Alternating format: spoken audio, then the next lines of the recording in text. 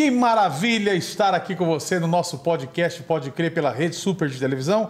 Eu sou o Fábio Lacerda, seu amigo, seu irmão, e é uma bênção te receber. Não sei onde você está agora, talvez você está me assistindo da sua casa, da sala da sua casa, aí sentadinho. Talvez você está num quarto de hotel, ligou a televisão e agora para assistir. Assiste a gente, fica aqui com a gente, você é nosso convidado de honra. E nós temos um outro convidado de honra aqui hoje, que é o Felipe Souza. Felipe Souza, obrigado pela sua presença. Obrigado, pastor. Um prazer estar com você aqui hoje. Prazer é todo meu. Obrigado. Ovelha do meu pastor Antônio Cirilo. Isso mesmo, pastor então, Cirilo. a gente já é amigo, já não tem nem como, nós já temos começamos com parentesco, né? Já começamos com parentesco. Somos do mesmo estado, Paraná. Somos do mesmo estado, Paraná. Estamos com a mesma blusa, quase. Estamos quase com a mesma blusa. Tá vendo? Eu amo música, barba. Pastor Antônio Cirilo. Você tem Bênção muito mais demais. cabelo do que eu, mas... tem só isso aí de detalhe. detalhe. Mas é detalhe, isso é coisa pequena. Aí você canta, não canta, e deu certo, tá vendo, equilibrou. Cara, que bom te receber aqui, viu? Cara, jovem ainda. Sim. E tá com uma música aí que é um sucesso, que toca lá em casa todo Sério, dia. que bom, ele. E é muito bom, cara, a gente acompanha. E é muito legal. Você... A Josana, sua esposa, também canta com você? Canta comigo desde que nós casamos. Na verdade, antes de casarmos, ela já cantava comigo. Sim. Eu conheci ela no seminário e eu brinco que foi amor à primeira vista, né? Da minha parte, ela não queria nada comigo. Ah, olha só, isso acontece. Eu olhei pra ela, eu brinco que tocou aquela música de fundo, assim, né? Em slow motion, o cabelo dela balançou. Isso foi há quase 15 anos atrás. Olha só. E ela já cantava, eu já cantava também na igreja. Nos casamos e o nosso ministério aí se uniu, tanto do louvor como da palavra. Que bênção, cara. E você sempre cantou na igreja? Foi seu ministério, assim, desde que você começou? Eu comecei pequeno, assim, meus pais são pastores também. Lá em Maringá? Lá em Maringá. Nós morávamos nos Estados Unidos nessa época. E eu, numa célula... Morava onde nos Estados Unidos? Eu morava em Lowell, perto de Boston. Eu gosto de saber de tudo. Irmão. Pode perguntar. Tá. Eu morava em Lowell, perto de Boston, e no estado de Massachusetts, mais pra cima, né? Frio, muito frio. E eu estava numa célula e o líder do louvor estava nessa célula também. Eu tinha, acho que 11 anos. E aquela coisa, cantando, né? E na hora do louvor da célula, e ele me ouviu cantar e me fez um convite para cantar no menor culto da igreja. Eu era back do back, eu brinco, porque tinha o ministro louvor, os backs, e eu fazia back para os backs, dividindo o microfone com mais um outro rapaz. Sim. E começou assim. Olha só, querido. E aí o negócio foi fluindo. O negócio foi indo. Acho que a igreja é um lugar muito grande de oportunidades, né? E nós precisamos dar as oportunidades para as pessoas, né? Sem dúvida. E, inclusive, a igreja, cara, ela é um grande celeiro musical, né?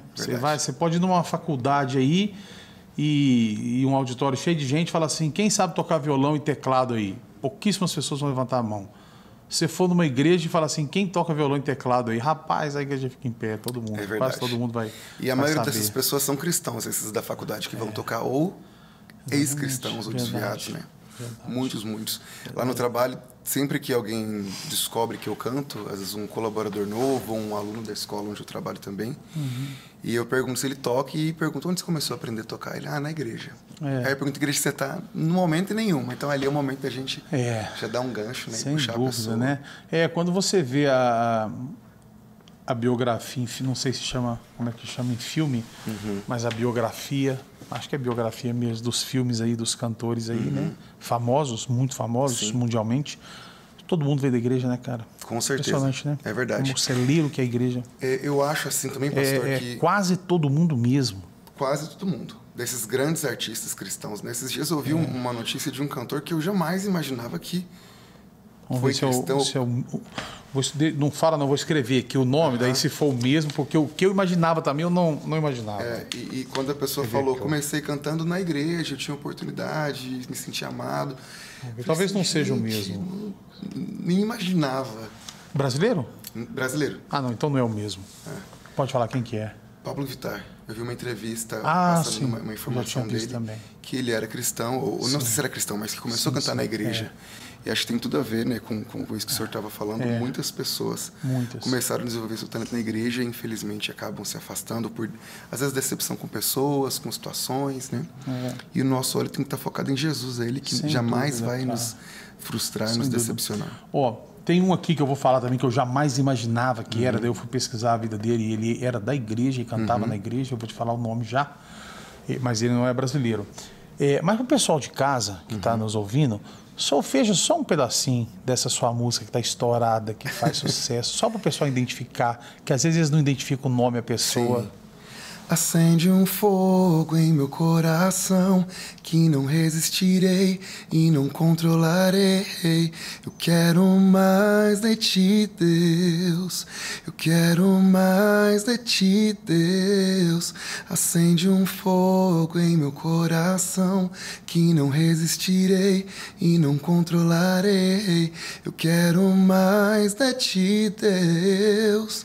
Eu quero mais de ti, Deus. Amém. Que bênção. Essa canção ela é antiga, né? Ela já tem alguns anos e toda vez que eu vou ministrar em alguma igreja, eu acredito que assim que foi uma das nossas canções que tomou uma proporção maior, Sim, que alcançou muitas pessoas.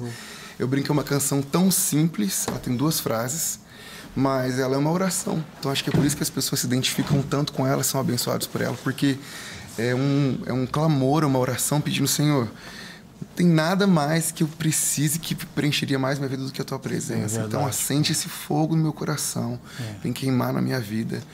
E é isso. Agora me fala uma coisa aqui. Você foi influenciado pelo Cirilo ou não? Você conheceu ele depois que você já cantava? Conheci o Cirilo muito depois. Depois. Acho que a primeira vez que eu conheci o Cirilo pessoalmente, eu brinquei com ele e falei assim, pastor, eu já tinha te visto em tantos lugares, acho que em países diferentes, ministrando, assim, participando de eventos que talvez meus pais como pastores estavam na organização, a minha igreja estava participando, e eu estava ali nos bastidores trabalhando no evento e recebia muito através da vida dele, mas foi quando eu vim para Contagem e acabei integrando o ministério aqui em Contagem, a Santa Geração Church, que era chamada de Igreja Batista de Contagem, hoje é a Santa Geração Church, né? E foi aí que eu conheci ele pessoalmente, mas eu já era tremendamente abençoado pela vida dele, pelo ministério dele. Cara. Bom, eu acho que não tem ninguém no Brasil que não foi impactado pelo ministério Santa Geração, a vida do Antônio Cirilo, né? Sim.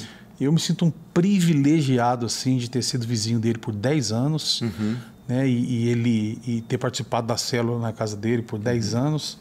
E ele ter me discipulado, porque ele sempre foi um braço para o pastor Márcio na Lagoinha, mesmo ele com a outra igreja. E quando começaram a falar na Lagoinha, assim, que eu ia ser pastor, que eu tinha chamado, essas coisas assim, eu tinha feito seminário, eu não queria mesmo, sabe? Eu era decidido, assim. Falei, não, eu quero participar de tudo, quero ajudar, quero servir, mas título não quero, não preciso disso, não menosprezando, mas eu não queria. Falei, deixa eu fazer desse jeito aqui, eu quero fazer os evangelismos, cuidar do evangelismo, que é o que eu mais fazia na época, os evangelismos, na companhia ID, mas eu não quero. Então, beleza. Aí o pastor Márcio ia ungir um pessoal e eu consegui escapar. Deu uma fugida. Consegui escapar e beleza. Na época tinha um sistema de ungir pastores lá que era de tempo em tempo e tal, né? Aí o próximo ele começou a falar comigo, chamou um dia. E aí um dia você já viu, né, Cirilo, com toda a sua sabedoria, sua doçura, né? Falou comigo, falou, olha, cara, pra que você fugir? É você, Deus está te chamando. Não é o pastor Márcio que quer que seja. Sim. É Deus. E aí ele me convenceu, eu falei, então tá bom, gente, faz o que vocês quiserem, eu não vou fazer mais nada, vocês escolhem aí, vocês falam. E aí aí aconteceu. Seja feita a tua vontade. Exatamente, foi exatamente isso, cara. Então a minha vida foi marcada muito pela vida dele, a família dele toda. Ele é uma bênção. A família dele, inclusive agora, em janeiro, se Deus quiser, nós vamos lá na casa dele, vamos lá dar um pulo. Ele é muito simples em todos os sentidos, né? A ministração sentidos, e essa simplicidade, ela reflete muito o caráter de Cristo, muito a presença de Deus. Então, esse ambiente da glória, ele fala muito sobre isso, sobre gerar o ambiente da glória. E lá na nossa igreja nós nos movemos muito assim, durante o momento de adoração da palavra, sempre buscando gerar o ambiente da glória de Deus, independente da canção que esteja sendo cantada, de quem é o autor, de quem é o compositor. O que mais importa, e ele fala muito isso, ele falou comigo essa semana, Felipe, não importa o que você está cantando ali, a palavra sendo falada, é a vida de Deus que aquilo carrega. Você pode estar cantando um espontâneo, um versículo, e nós fizemos isso recentemente no evento lá na igreja, E a presença de Deus, ela precisa ser gerada, porque não é a música que foi vendida num CD, num streaming, no canal do YouTube. É a vida de Deus, a mensagem de Cristo que carrega dentro daquela canção. É isso que muda a vida das pessoas, é isso que cura, é a presença de Deus que transforma, que liberta, né? Então, a música pode ser linda, pode ter o melhor arranjo, do melhor produtor, mas se não tiver vida de Deus, ela é barulho, né? Pode ser um barulho bonito, mas é barulho. Sem dúvida, cara. Você está coberto de razão. Inclusive, tem um clipe seu aí. Vamos chamar ele para a gente assistir, para a gente ver, você ministrando ali, sua performance e tudo mais, sua esposa.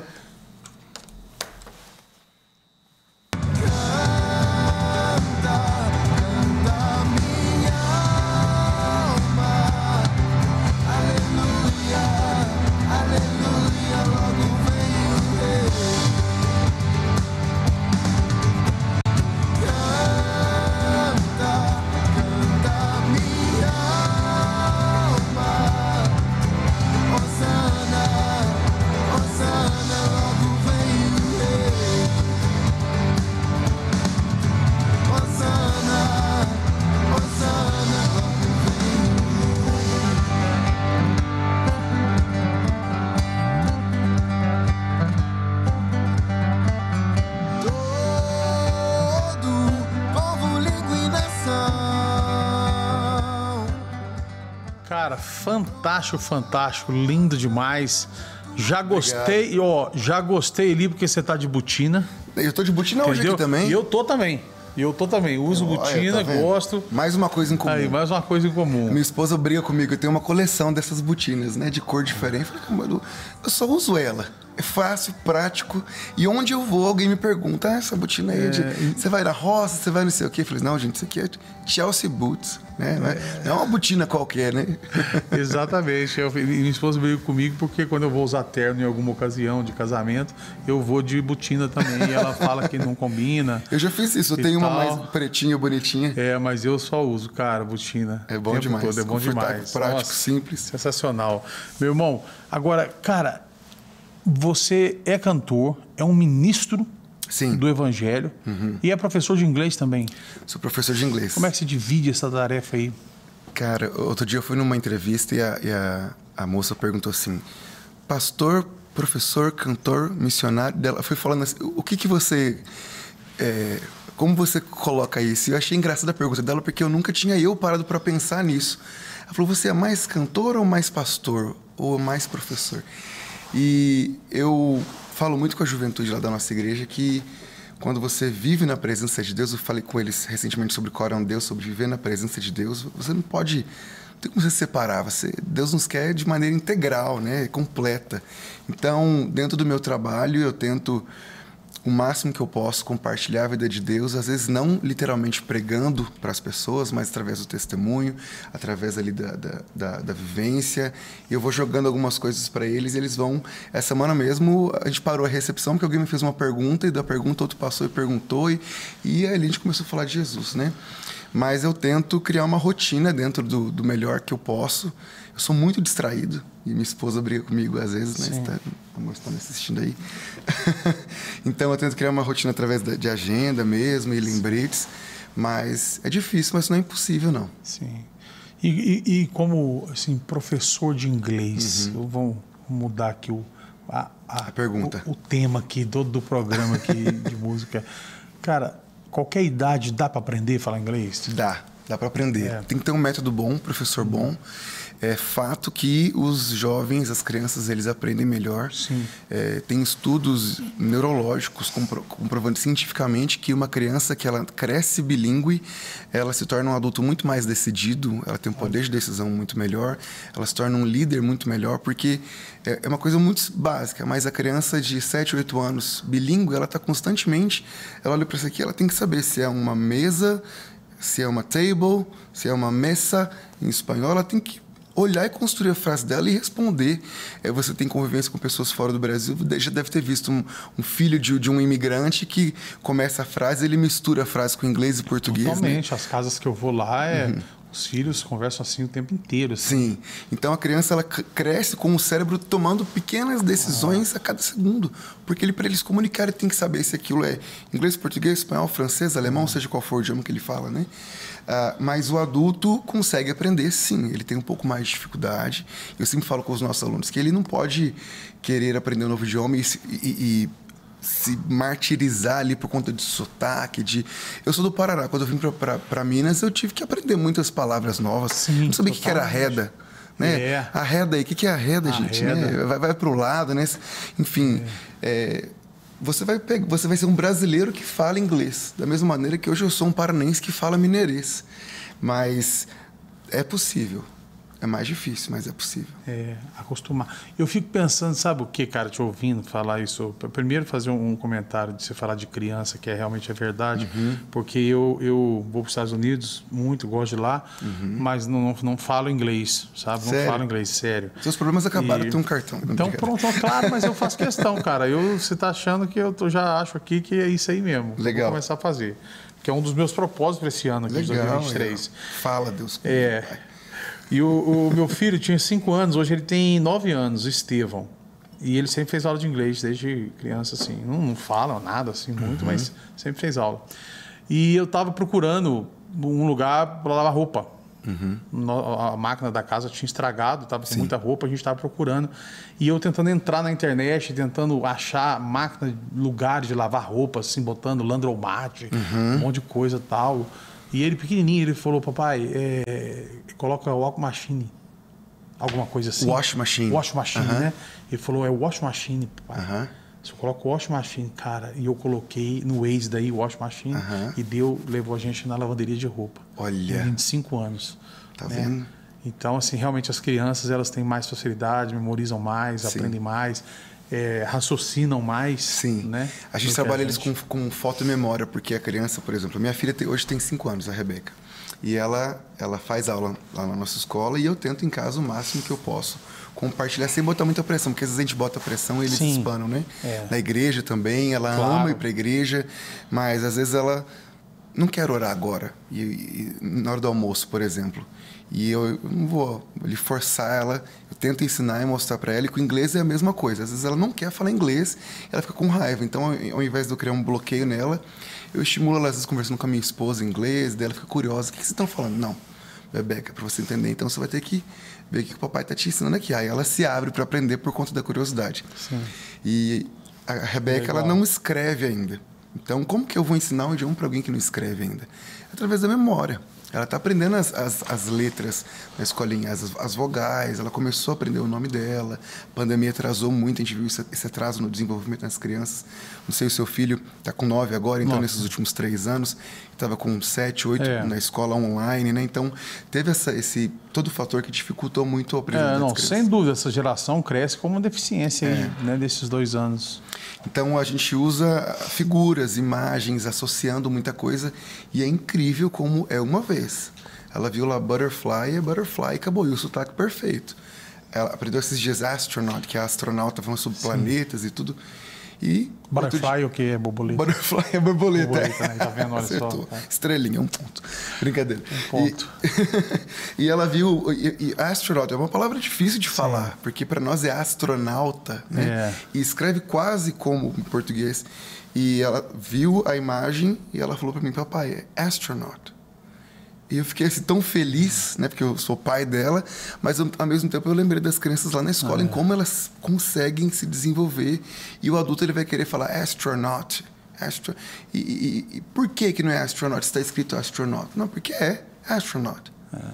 Então a criança não tem esse questionamento, esse vício de aprendizado, querer entender tudo, o porquê de cada coisa.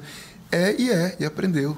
Acho que no Evangelho é muito assim também, né? Você, a criança, a Bíblia fala, ensina a criança o caminho que ela deve andar, né? No caminho que ela deve andar.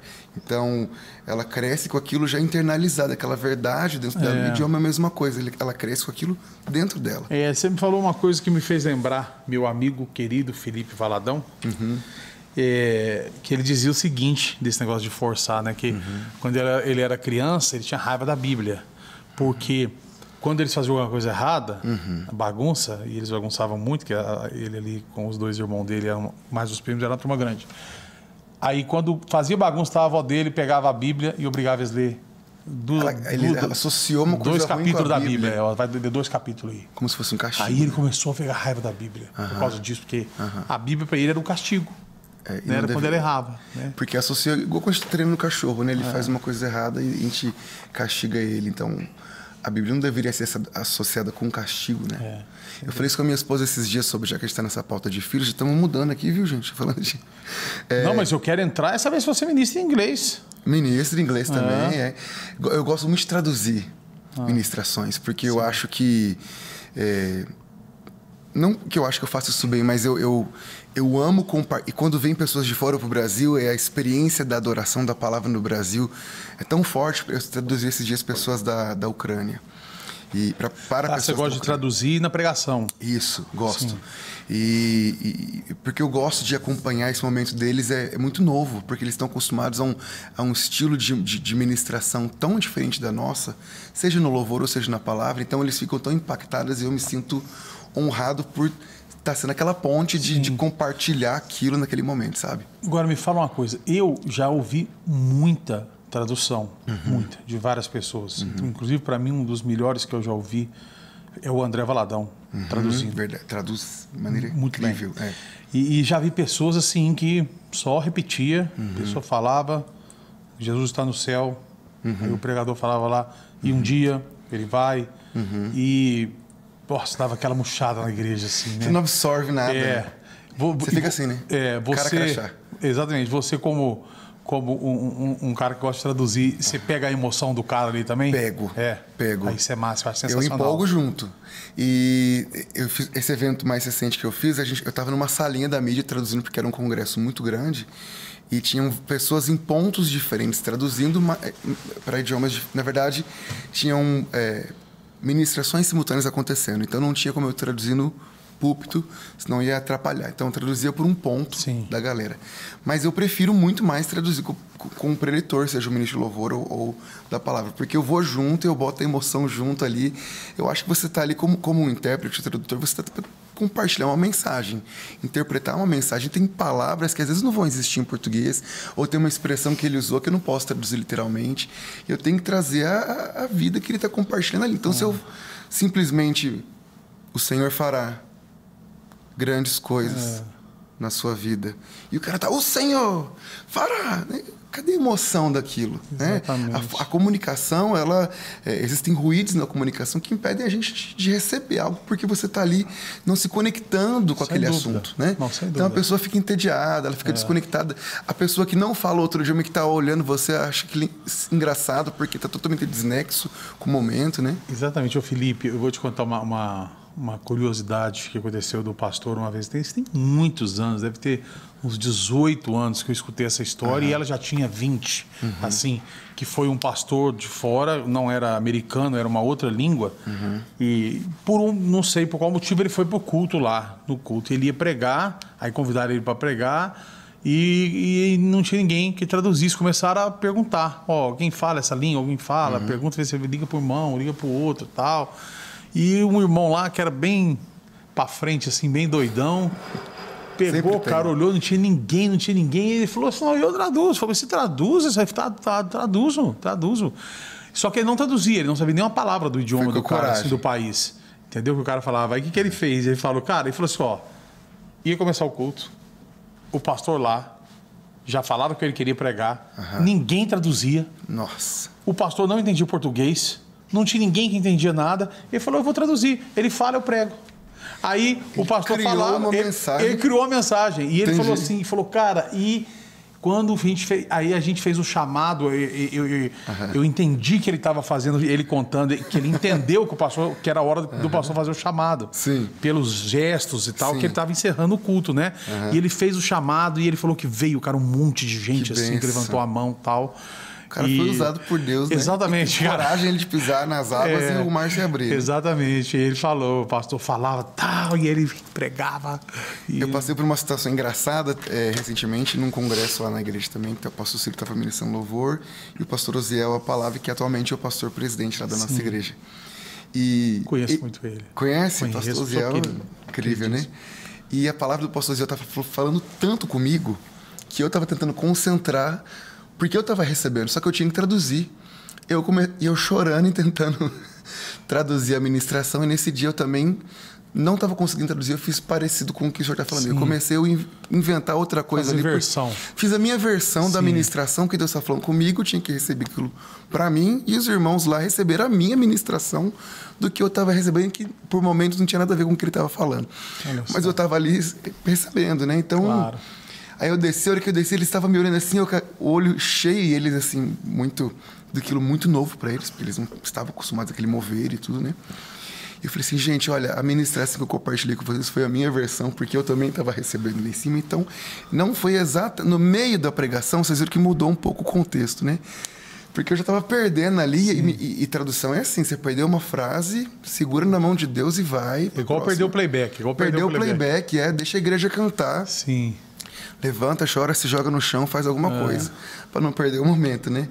É assim. Pô, cara, fantástico, fantástico. Estamos de volta com o nosso podcast Pode Crer aqui pela Rede Super de Televisão, recebendo hoje o cantor Felipe de Souza, ministro de louvor, professor de inglês, tradutor, faz versão também, um monte de coisa, casado com a Josana, ovelha do pastor Cirilo. Rapaz, que currículo bonito. Obrigado. Paranaense, radicado em Minas Gerais. Isso mesmo. Que coisa boa. Que coisa boa. Compositor. Eu comecei a compor pequeno. Eu tenho uma história legal com a composição. Agora que o senhor perguntou, eu lembrei desse dia, desse impacto que eu tive, de uma experiência com o Espírito Santo mesmo. Eu lembro que quando eu comecei, eu já cantava na igreja, eu comecei a escrever algumas canções, no meu quarto mesmo, sozinho. E um dia eu tinha um caderninho e eu vi uma das músicas que eu tinha escrito, nem lembro que música que era, mas comecei a chorar e rasguei aquela coisa de adolescente, assim, meio revoltado. Falei assim, nossa, isso aqui é uma droga, é ruim demais, é feio, ninguém nunca vai querer cantar essa música, ninguém nunca vai querer ouvir minhas músicas e tal. E na hora eu recebi tipo faz muito tempo isso, né? Que eu era adolescente, né? Porque eu recebi um torpedo, um SMS ainda, de Deus, eu acho. Porque na hora ali foi no meu coração, o Espírito Santo falou comigo assim, você está falando que o que eu tô te dando aqui para você hoje é ruim, é feio, ninguém vai querer ouvir, ninguém vai querer cantar? É eu que tô te dando. Eu era um adolescente naquela época, 12, 13 anos. E eu tava chorando de raiva, porque eu achava que era feio, e depois eu comecei a chorar em arrependimento ali naquele momento, e Deus marcou minha vida naquilo. Eu era muito tímido, eu tinha assim, essa dificuldade de me comunicar com as pessoas, e se eu não tivesse vencido esse gigante, essa barreira, eu jamais faria o que eu faço hoje, seja profissionalmente, no meu trabalho. Lecionar é um desafio, né? Porque você tem que falar em público, você tem que convencer pessoas, seja uma turma de 5 ou uma turma de 30, né? E pregar e cantar, ministrar, vim aqui falar com você aqui no microfone, gravar, né?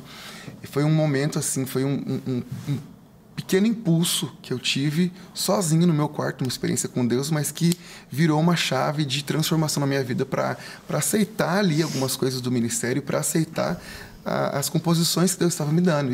E hoje eu recebo muito frequentemente no YouTube, nas redes sociais, testemunho das pessoas, e através de comentários, através do inbox, do direct, né, como eles foram impactados ou abençoados pelas canções. A gente recebe no Spotify do artista aquele rap de onde as canções chegaram, nos países, quantos ouvintes, e todo ano eu me surpreendo com aquilo. Quantas pessoas em quantos países diferentes que eu nunca pisei e talvez nunca vou pisar, mas que foram alcançados por uma canção. E se eu tivesse lá atrás me fechado para o dom de Deus, e acho que muitas vezes a gente se fecha por medo, por vergonha, por não querer se colocar à frente ali, não teria nada disso acontecido. É verdade, cara, você tem razão. E tá dentro daquilo que eu te perguntei antes do intervalo, que assim, que nessa caminhada, você que é filho de pastores, nasceu na igreja, se em algum momento você desviou, ou em algum momento você falou, não, cara, isso aqui não é para mim, se você passou por essa crise. Eu acho que desviar... Não, eu tive momentos de questionamento, assim. Como eu me envolvi muito cedo com a igreja, com o ministério, meus pais sempre, criança, dormia debaixo do banco, acho que todo filho de pastor é isso, né?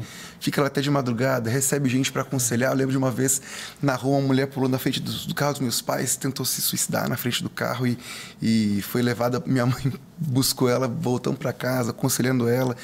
E eu tenho esses flashes assim, de memórias de situações que aconteceram durante a caminhada, então eu tinha muito temor em todo momento da minha vida, porque eu lembro, adolescente para uma festa, dessas festas mais pesadas, assim, da escola, e cheguei, a hora que eu sentei no sofá, falei assim, gente, o que eu tô fazendo aqui, né? Eu não vou querer dançar isso que eles estão dançando, eu não vou querer beber isso que eles estão bebendo, fumar isso que eles estão fumando, eu vou para casa porque eu tô na escala do louvor domingo. E eu pensava assim, como é que eu vou cantar domingo na minha cabeça de adolescente, assim, sem muito entendimento? Se hoje eu tô aqui, essa menina aqui é da minha igreja também, ela vai me ver lá. Então isso, às vezes essa cerca que às vezes a igreja nos coloca para nos proteger, que o próprio evangelho nos ensina que não é uma coisa para nos privar, mas é para nos proteger, né? Eu tinha isso desde cedo dentro do meu coração, na minha mente. Então, eu, graças a Deus, nunca me envolvi com muitas coisas fora da igreja. Mas tive momentos de muitos questionamentos em momentos difíceis, né? Sim. Até na fase adulta, recentemente, alguns anos atrás, eu e minha esposa, nós perdemos um bebê antes de ter a Rebeca. Sim. E aquele acho que foi um dos momentos mais de questionamento. Tipo assim, Deus, eu tô aqui, eu faço tudo no Senhor. Por que isso aconteceu comigo? E eu acho que as pessoas, elas tendem a culpar Deus nos momentos difíceis, né? E a Bíblia nos ensina que o sol nasce para o justo e para o injusto. É verdade. Todos nós vamos passar por problemas, sejam eles de saúde, de finanças, a nossa família. Mas quando você está passando pelo deserto e você está lá no auge do deserto, da dificuldade, do problema, da dor, da doença, você tem que estar muito crente, muito convicto para você não fazer igual a mulher de Jó falou para ele fazer, né? Sim. Amaldiçoar esse Deus e morre, né? É verdade. Então lá eu lembro que eu saí, isso aconteceu uns 6 anos atrás, eu saí do hospital aqui em BH, em Mater Dei, e minha esposa tinha feito uma curetagem, a gente saiu e a gente sai na maternidade. Sim. Porque é o mesmo lugar que acontece o procedimento. E eu via na porta dos quartos, os nomezinhos, cara, aquilo, e eu via aqueles nomezinhos e eu pensava assim, cadê o meu bebê, né? Por que isso aconteceu com o meu bebê, comigo? E eu me dedico tanto para o Senhor e para a minha comunidade, para a igreja. Senhor, por que o Senhor permitiu isso acontecer comigo? E não tem razão porque o Senhor permitiu isso acontecer comigo, assim, que eu entenda hoje. Mas eu entendo que aquele momento de dor, e meu pastor na época veio e falou assim, Felipe, eu não tenho nada para te falar, tudo que eu vou te falar você já sabe. Mas toda tribulação, toda dificuldade que a gente passa, enquanto a gente persevera, isso produz em nós esperança. Esse peso, ele é revertido em glória depois. Então, o que você precisa é buscar em Deus entender por que nós passamos por algumas coisas, o que os desertos da vida querem gerar em nós. E quando a gente passa por um deserto, a gente chega o pastor Ciro tem uma música nova que fala sobre Sião, que para a gente subir para Jerusalém, a gente tem que passar pelo deserto. Então, e essa é uma canção de celebração. Como assim, passar pelo deserto? Tudo que cantando, eu vou passar pelo deserto para chegar em Sião e tal. A vida do crente é assim. A gente tem que entender que os momentos difíceis, eles vão nos lapidar, eles vão nos ensinar, e que quando você está passando por aquele momento, você às vezes não tem explicação nenhuma. Você não tem, às vezes, solução nenhuma. E é ali que, não importa os recursos que você tem, o diploma que você tem, os contatos que você tem, os pastores que operam milagre, que são usados, que são seus amigos, que estão na sua roda de influência ali, nenhum deles tem algo para mudar a sua vida naquele momento. É só Jesus. E quando Jesus chega naquela dor, ele transforma aquele carvão num diamante, sabe? Ele transforma a sua história, a sua dor. Ele transformava a dor em riso por onde ele passava. E ele continua fazendo isso. A palavra diz que Cristo em nós é a esperança da glória. Okay. Né? Ele está dentro de nós. E é lá no hospital, eu experimentei a glória de Deus, entendi a glória de Deus. Falei, Senhor, amém.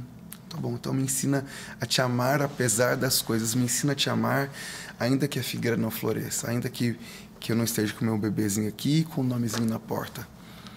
É o tempo do Senhor, é o jeito do Senhor. A minha avó, ela foi uma grande mulher de Deus, uma profeta mesmo, assim. Eu brinco que ela revelava, sabe aquele profeta que revela o CPF da pessoa, né? Sim, estou ligado. Aquela que muita gente foge, assim, às vezes. Foge, nossa, eu já vi minha avó falar em japonês com uma japonesa. Nossa. Na minha frente, minha avó não sabia escrever, do interior do Paraná, de Luz Marina. Creio. E minha avó faleceu de câncer no hospital. E eu lembro que minha avó no hospital, eu fui para Maringá para ajudar a cuidar dela, e ela assim, na cama já, idosa, ela respirava e falava, Senhor é meu pastor e nada me faltaria. Ela estava versículos e versículos e versículos. A enfermeira chegou para ela e ela chamou a enfermeira e falou assim, aqui, moça, você precisa se consertar com seu marido. Senão o Senhor não vai liberar a bênção dele sobre sua vida e tal, você precisa destravar no seu casamento, você precisa perdoar ele. E a enfermeira chorando, eu nunca tinha visto aquela enfermeira daquele plantão, e a mulher chegou, minha avó entregou uma palavra para ela, e aquilo me confrontava. Então, esses momentos que eu vivi, às vezes, de grandes impactos na minha vida, de dor, ou de escassez, ou de perdas, eu via que eu tive exemplos de pessoas, ou foi gerado em mim esse versículo, ainda que a figueira não floresça, ainda que eu não tenha nada aqui, que eu estou no deserto, eu preciso amar o Senhor, eu preciso continuar em adoração, eu preciso continuar em gratidão, porque é Ele que gera, é Ele que faz. E a gente precisa aprender a amar Ele, independente de ter o dinheiro, de ter a cura, de ter o filho, é Ele. Ele é a melhor coisa, né, para nós. Fantástico, tá mais do que respondido aí a sua pergunta.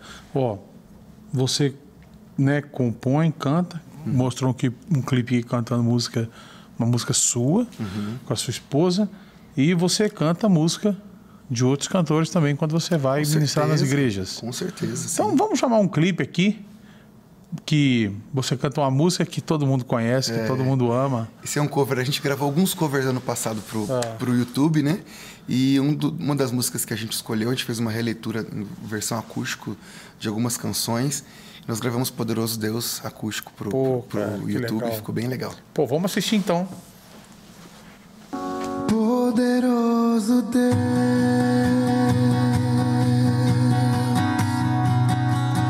poderoso Deus,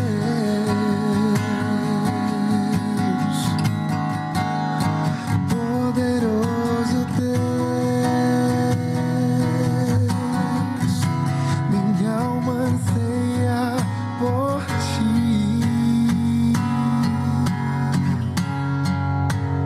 Poderoso Deus,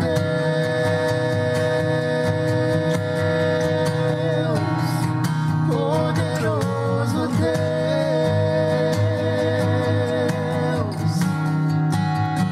poderoso Deus, minha alma anseia por ti.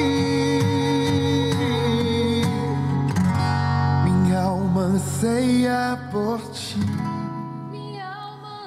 Cara, que lindo, cara. Versão linda. Obrigado. Eu nunca tinha visto essa música sendo ministrada assim por um dueto entre homem e mulher. Legal. Você e sua esposa, ficou bem legal. A gente gosta muito de fazer esse voz-violão. É massa. Adoração para oração. Fica bem intimista. É intimista. Massa demais. Cara, quero agradecer demais, Felipe, você ter vindo aqui, ter compartilhado um pouco das suas histórias, contado um pouco da sua vida. Tenho certeza que fortaleceu muitas pessoas, inspirou muitas pessoas também. Amém. Depois volte mais, quando for lançar outro trabalho, volte mais. Queria que você falasse com as pessoas que querem te levar, que viram você, que gostaram, querem te levar na igreja, nessa câmera aqui. Deixa seu contato, seu Instagram. O pessoal pode seguir, o Instagram é Felipe Souza Oficial, Felipe igual da Bíblia, F-I-L-I-P-E. Isso, tá até na tela ali. É Felipe Souza Oficial. E nosso e-mail de contato é o falecomfs@hotmail.com, e lá a gente manda todas as informações. Vai ser um prazer estar com você na sua igreja, no seu congresso, com o Ministério de Louvor. Nós temos um workshop para Ministério de Louvor bem legal também. A gente usa o livro Coração do Artista, que é um livro incrível para... Inclusive, se você é ministro de louvor, se você está na sua igreja, às vezes lidando com algumas dificuldades, procure na internet. O Coração do Artista, acho que era usado até no CTMDT, era uma matéria do CTMDT, era uma matéria no meu seminário. Sim. É um manual incrível para líderes de ministério de louvor. Fantástico, fantástico. Muito obrigado pelo convite. Obrigado um prazer você, enorme meu irmão. você aqui, pastor. Prazer foi meu saber que a gente tem tanta coisa em comum, assim, viu? Que Deus te abençoe cada vez mais. Sua esposa também, seu ministério. Amém. E você que assistiu a gente até agora aqui pela Rede Super de Televisão, quero te agradecer muito a sua presença, a sua audiência. E olha, não sai daí não muda de canal não, porque aqui na Rede Super tem muito mais.